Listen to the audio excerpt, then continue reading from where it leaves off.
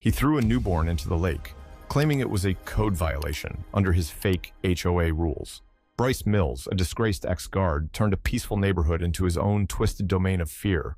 But he never expected the baby's father to be Jason Callow, a former Navy SEAL with nothing left to lose, and just wait until you see the shocking twist that followed.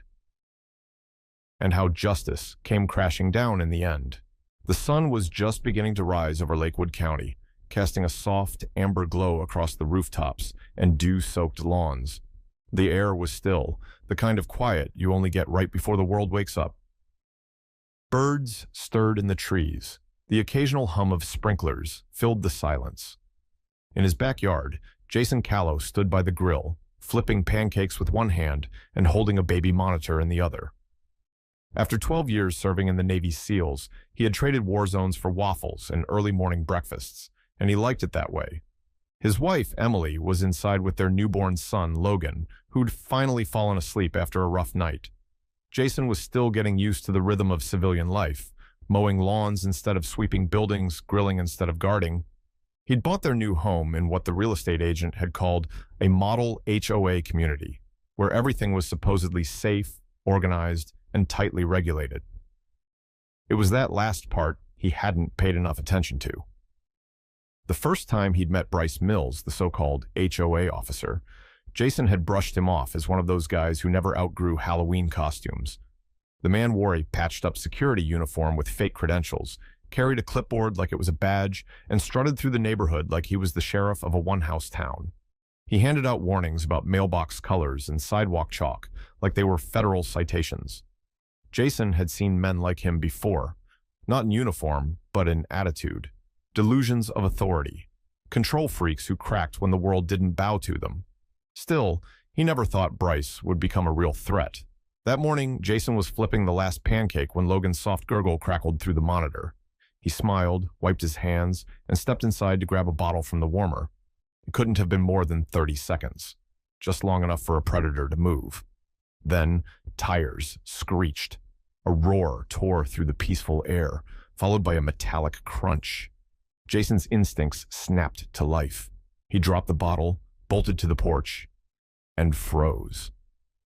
At the edge of the driveway, Bryce Mills stood next to a dusty white pickup with a magnetic HOA enforcement sign slapped on the door. His eyes were wide, unblinking, his whole frame twitching with manic energy, and in his arms, the stroller, with Logan inside. Jason's heart slammed against his ribs. "Code violation," Bryce bellowed, lifting the stroller like a piece of stolen luggage. "What are you—" Jason started to scream, but Bryce was already running, not toward the street, not toward a car, toward the lake. Jason gave chase, his bare feet pounding against concrete and wet grass, adrenaline flooding every nerve in his body. He screamed Bryce's name over and over, the words catching in his throat like glass. "Stop! Put him down!" They reached the lake in under 15 seconds. Jason was maybe 3 steps behind when Bryce stopped at the edge. "HOA regulations," Bryce roared, voice cracking, pupils wild. "No unapproved objects left in public view." And with both hands, he heaved the stroller into the water. There was a splash, a silence. Then he vanished. Into the trees, into the fog. Jason didn't even pause. He dove. The world stopped. Time collapsed into a single frozen breath as the stroller sank into the lake's still surface. The water rippled once, then swallowed it whole. No sound, no movement, just a deafening stillness that shattered every law of nature. Jason didn't think. He didn't scream. He didn't even breathe. He moved. It was instinct, not decision. A body trained for combat now responding to something far more primal. He hit the water like a missile, slicing through the icy surface in one clean dive. The cold was sharp, but he didn't feel it. What burned in his veins wasn't temperature. It was terror. His muscles knew what to do. His mind didn't. All he could see was the shadow of that stroller disappearing into the deep. His eyes stung. His lungs burned. Every second was a hammer on his chest. 1. He kicked downward, cutting through the murk. 2. The world above vanished. Only black water and the muffled thunder of his own heart remained.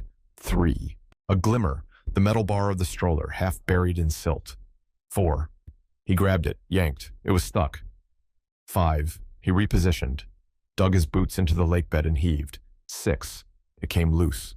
He surged upward, cradling the tiny form with both arms. 7.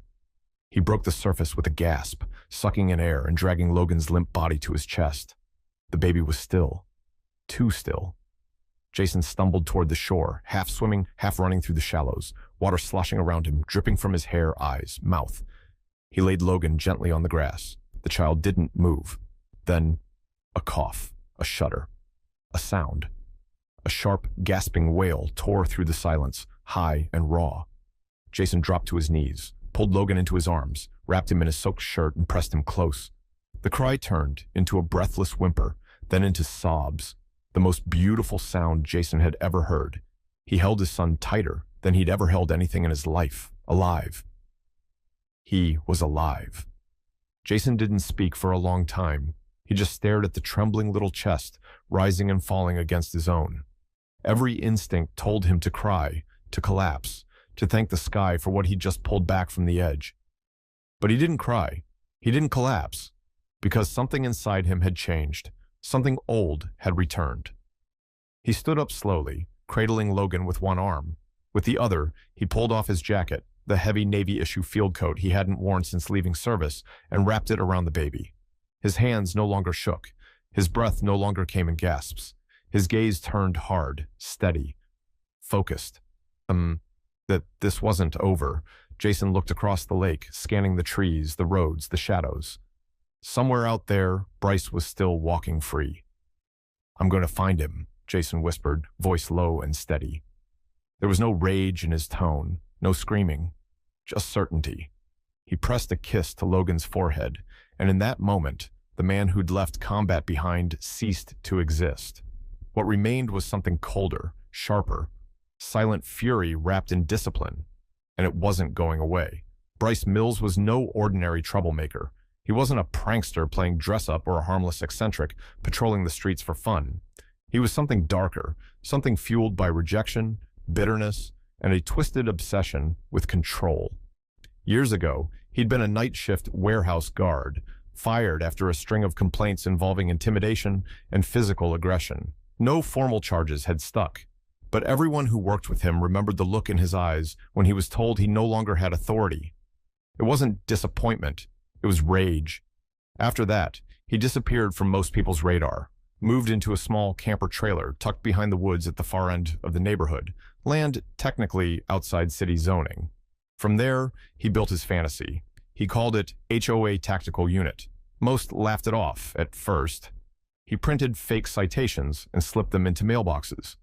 He created violation tags for things like excessive grass density and unauthorized garden gnomes.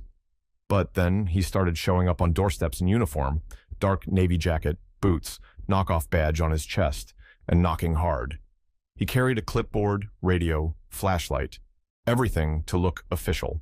What followed were fake inspections, nighttime rounds with a flashlight beaming through windows, and loud declarations about property code compliance. He even claimed he had escalation powers if residents didn't cooperate. Most neighbors found it unsettling, but they let it slide. No one wanted confrontation. Some thought he might be mentally unwell, others feared retaliation. A few even obeyed his warnings, cutting bushes, repainting fences, just to avoid the knock at their door. But when Logan ended up in the lake, everything changed. Silence turned into whispers, whispers into stories, stories into statements. People began coming forward, quietly, carefully, not to the police, not yet, but to someone they knew could act, Jason Callow. A neighbor named Helen, who lived near the woods, recalled seeing Bryce standing waist-deep in the lake in full uniform weeks earlier, as if performing some twisted drill. Another man, Aaron, mentioned he'd seen Bryce dragging crates to a hidden shack behind the ridge. A teenage boy admitted he'd once been followed home by Bryce late at night, with the man scribbling something on a notepad every time the kid looked over his shoulder. One woman even produced a photo, snapped from a distance, of Bryce inside a backyard, measuring grass with a ruler, a holstered object visible on his hip. No one had acted before, but now Now they wanted to be heard, and Jason listened. He didn't take notes. He didn't ask for dates or times. He just listened, expression cold and eyes locked as the picture came together. Each piece fit into a growing outline of a man who had stopped pretending long ago. Bryce believed he was law, and the world was supposed to obey. Jason wasn't collecting evidence. He wasn't building a case. This wasn't for the courtroom. It was for something else, something quieter, quicker. Justice, measured by the only code Jason had ever truly trusted, the kind you don't write down, the kind you carry. Jason found the trailer 2 days later. It was buried deep beyond the ridge, where the trees grew thick and the land dipped into a forgotten patch of woods just past the edge of the neighborhood. Overgrown weeds clawed at the tires. Rust spread like a disease across the faded shell. To most, it looked abandoned, just another relic left behind by time. But Jason saw the faint trail in the dirt, the fresh boot prints, the faint hum of a battery-powered generator ticking from somewhere inside. He didn't knock. He opened the door and stepped in slow, every movement deliberate. What greeted him wasn't a home. It was a shrine. The walls were covered in newspaper clippings, neighborhood newsletters, printed emails. Faces of residents pinned under red string, like a crime drama gone rogue. There were maps of the area, each one marked in detail. Property lines, fence heights, security camera angles. Sticky notes filled every corner, some scribbled with names, others with words like non-compliant, visual threat, repeat offender. And in the center of it all, on a makeshift plywood table lit by a desk lamp, sat a single file folder, labeled in thick, red block letters, Callow. Jason stared at it for several seconds before reaching out. Inside, the first page hit like a punch to the chest. A photo of Logan, no more than a week old, taken from a distance. Grainy, tilted, but unmistakable. Underneath, written in jagged red marker, was one word: mutant. Jason's hands tightened around the paper.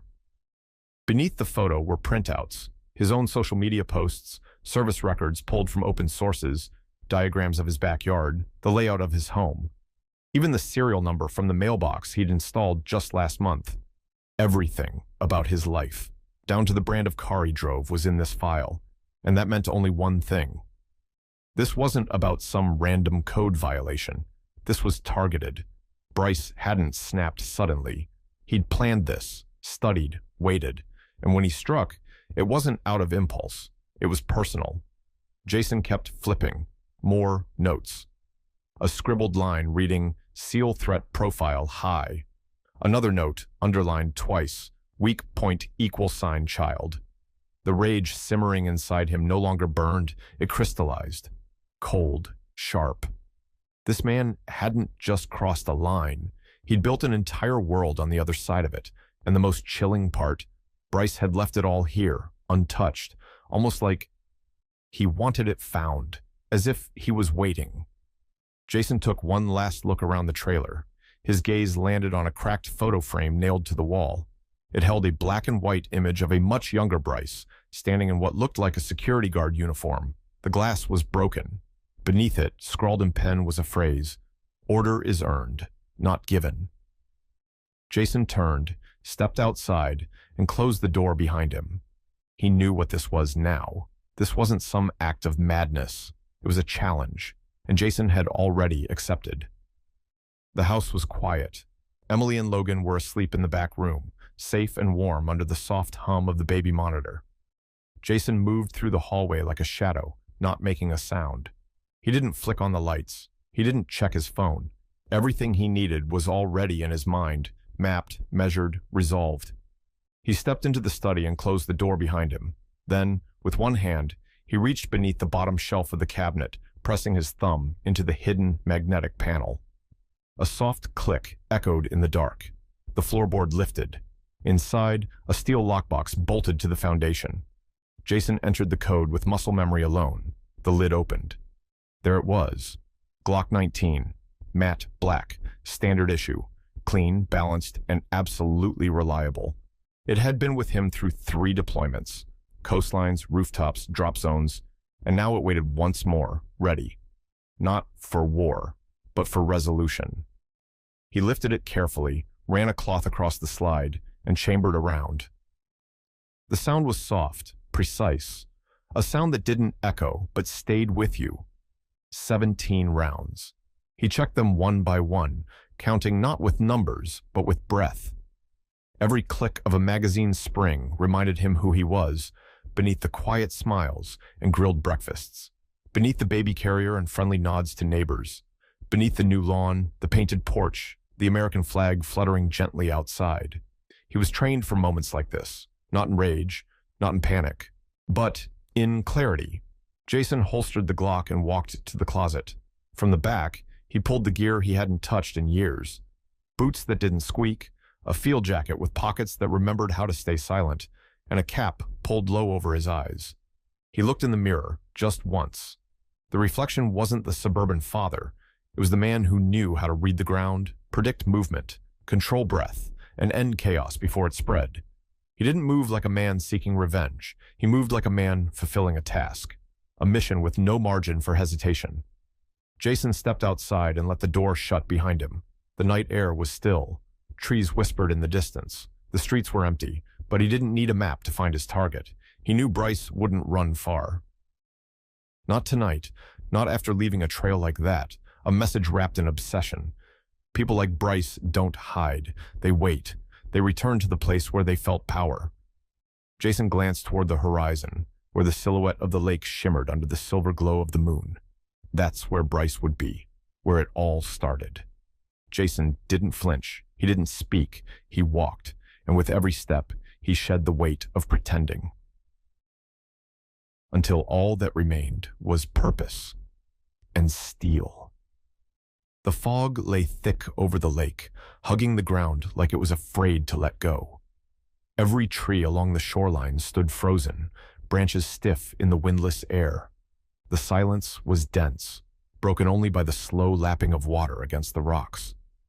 It didn't feel like night. It felt like the hour before something irreversible. Jason emerged from the woods without a word. His boots moved through the wet grass without sound, his breath steady, heart quiet. There was no emotion left on his face, just focus, purpose. He could see the shape ahead, just where he thought it would be. Bryce Mills, standing near the water's edge, motionless in the fog. One arm hung loose by his side. The other rested across his chest, cradling something metallic and short-barreled, a shotgun. Jason didn't flinch. He simply stepped forward. Bryce turned his head slowly, the way someone might when hearing footsteps in a dream. "I knew you'd come," he muttered, not raising the weapon yet. His voice was hoarse, like he hadn't spoken aloud in hours. "Took you longer than I expected." Jason stopped about 30 feet away. No words, no movement. Bryce smiled faintly. Something in his face cracked and glassy. "You think you're the judge here? I did what your precious HOA was too weak to do. I brought order." Still, Jason didn't speak. Bryce's hand twitched. He raised the shotgun, fired. The blast shattered the fog, tearing through air and underbrush. It missed. Jason was already to the left, moving on reflex, feet hitting the dirt with the balance of a man who'd run operations in deserts, jungles, mountains. His pistol came up, not rushed, not panicked, like a craftsman lifting his tool. The first round hit Bryce in the shoulder. The second struck his thigh. The third, precise and intentional, hit low, stopping Bryce's crawl before it started. The man dropped, hard. His body folded sideways onto the mud with a cry that turned into a broken wheeze. The shotgun slid from his grip, spinning once before landing near the reeds. Jason walked toward him, his steps deliberate and silent. No rush, no fear, just the sound of boots pressing wet earth and the distant echo of water kissing the shore. Bryce was breathing heavy now, propped on one elbow, eyes wild.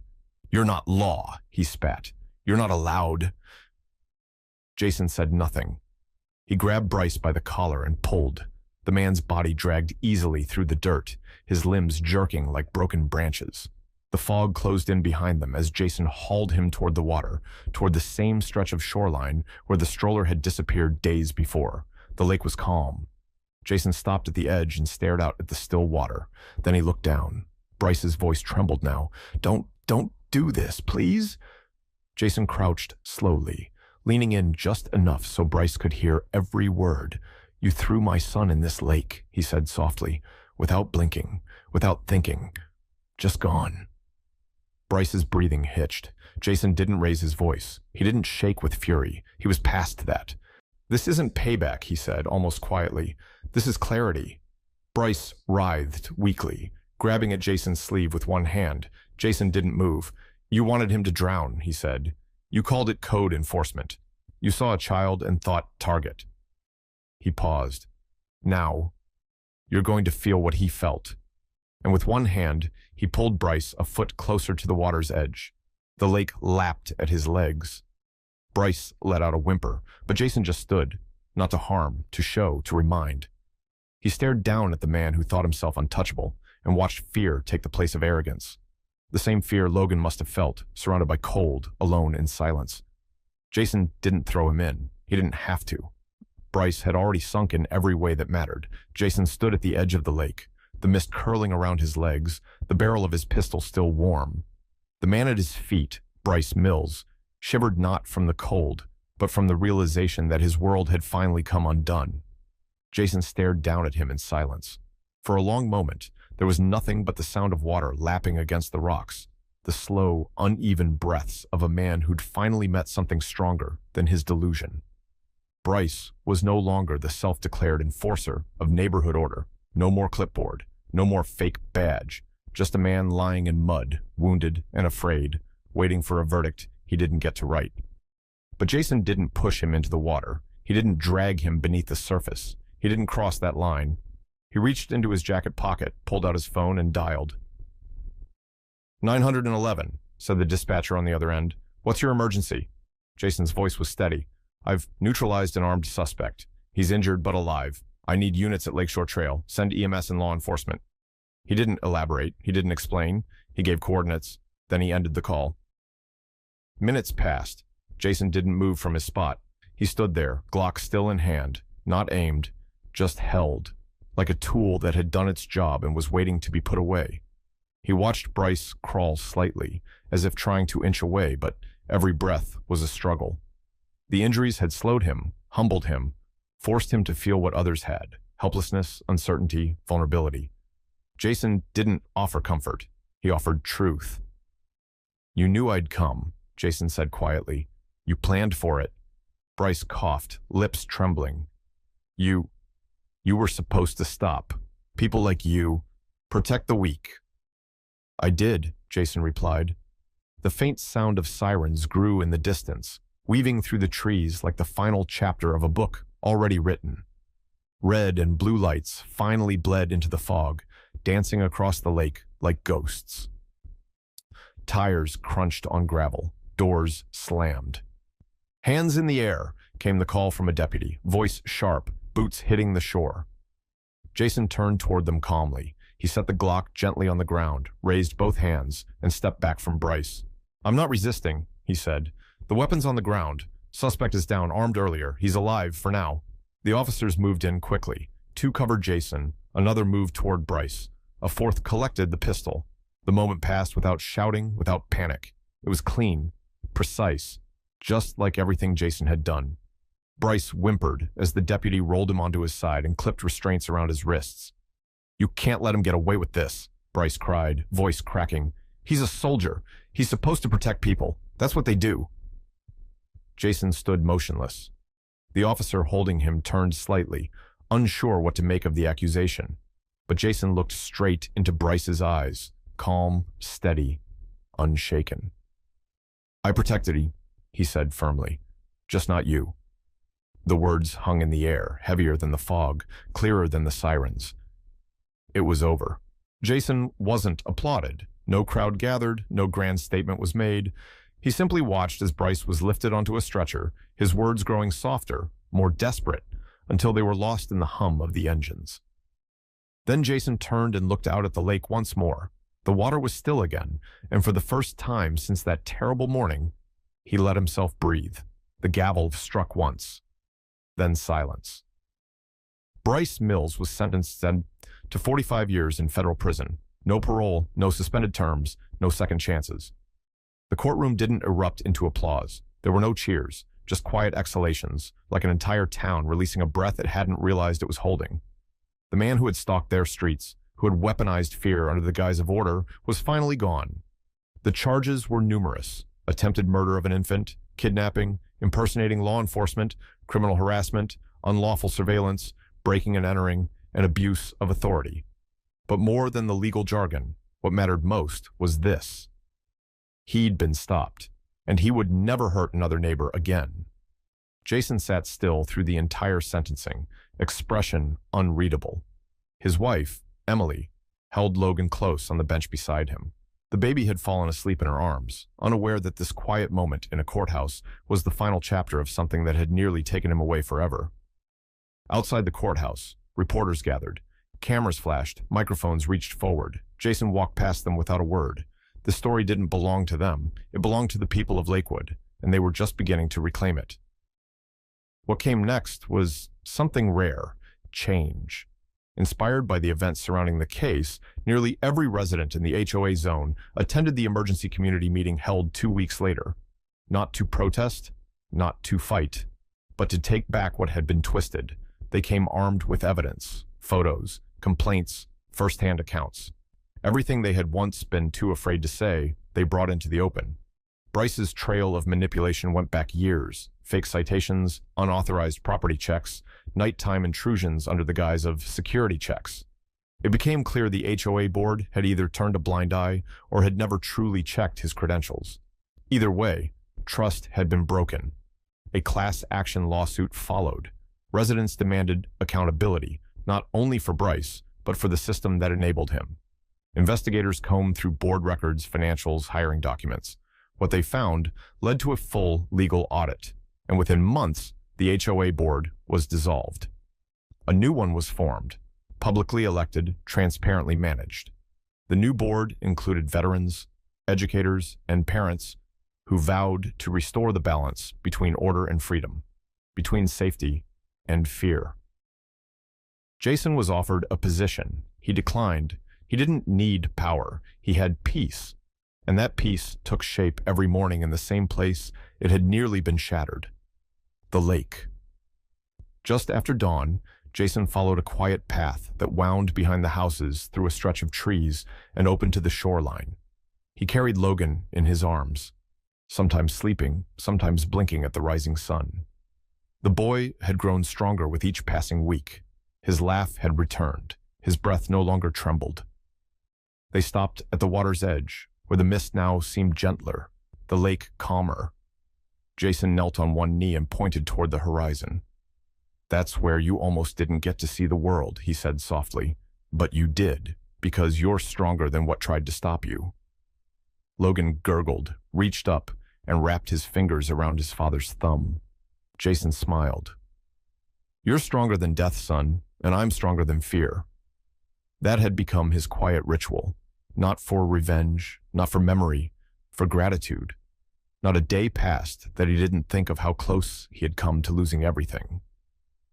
But now, instead of carrying a weapon, he carried his son. Instead of watching his six, he watched the sunrise. He hadn't forgotten who he was. He had simply chosen a different mission. And in that choice, he found more strength than any battlefield ever gave him. The lake remained still, but Jason's resolve, like the morning light, kept rising.